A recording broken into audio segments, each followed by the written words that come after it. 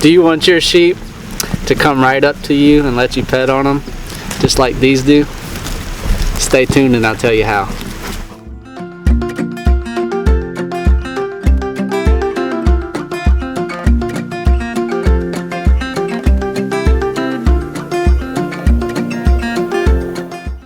Follow me along and I'll show you how we trained our sheep to come to us and even go as far as to eat out of our hand.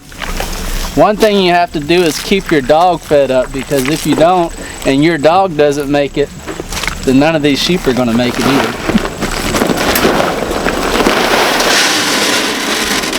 There you go, Pippa.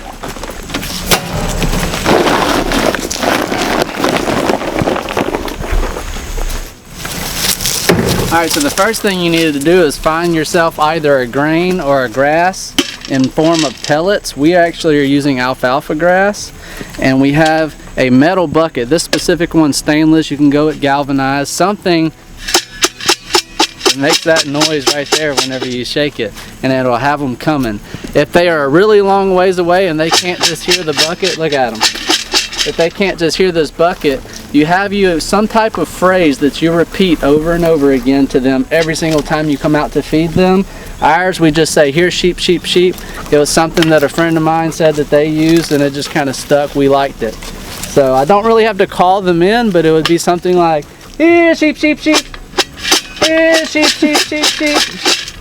But now that they're already here, we're gonna go over to this galvanized bucket that we have sitting on the ground. And as soon as I start dumping this feed in, they're going to come rushing the bucket. Again, I could have went with the plastic bucket. I could have dumped it straight onto the ground. But I really like things that make a lot of noise because it associates the noise with the food. So what I did the very first day out here, my wife actually likes to push limits, so my plan was to actually dump some feed into the bucket, walk off, and just let them know, hey, this man in this bucket brought out feed and dumped it into this galvanized tub, and it was amazing. But my wife, as you can see in some of the video that I'm showing right here, actually went as far as to pet them a little bit on day one. These sheep are St. Croix sheep, and they are known to be less flighty than other sheep. If you do have those really flighty sheep, then you may want to just dump it into this bucket and leave them alone for maybe the first day or two, just to let them know what it is you're bringing out to them. But me, after that first day or two, I actually dumped this into the bucket and I just sit down next to it. I didn't touch them. I just sat here. This one right here's name is Dot. She's the most friendly one. But I just sit down next to the bucket and let them eat in my presence, basically. And slowly, I started petting them as they were eating. And I'm going to show you how I do it right here. Come on, girls. Just sit right next to the bucket. Make a lot of noise. And before they all crowd it, I go ahead and get some in my hand, like this. And the ones that can't reach it, I offer it to them in my hand. Still only have like 2 or 3 of them that'll eat it right out of my hand. Like this one right here. Look. This one, we named her Dot. It's silly as all get out, but she has a dot on her ear and it's only one dot. Get away. But we named her because she was the first one that actually ate out of our hand, and she was super friendly. As you can see, they love this stuff.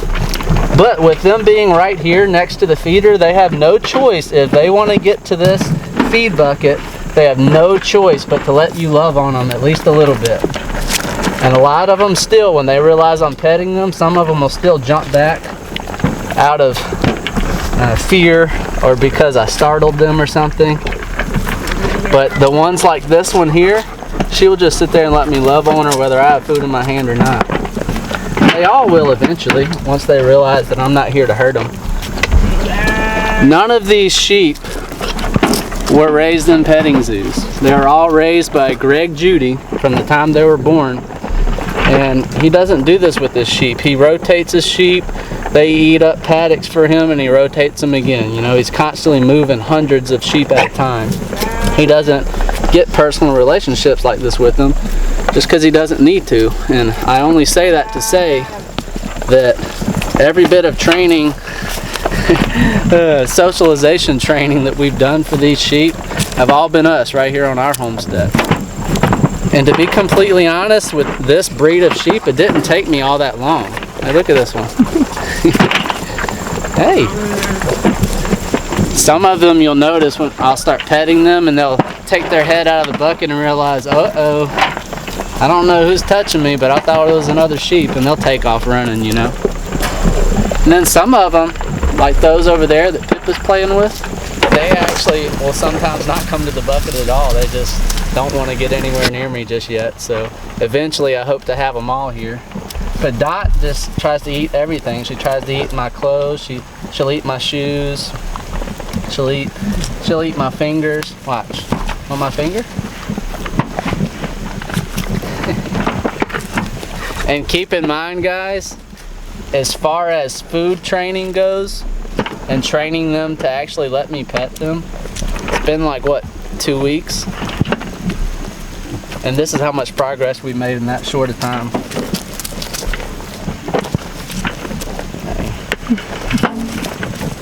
It's similar to cows.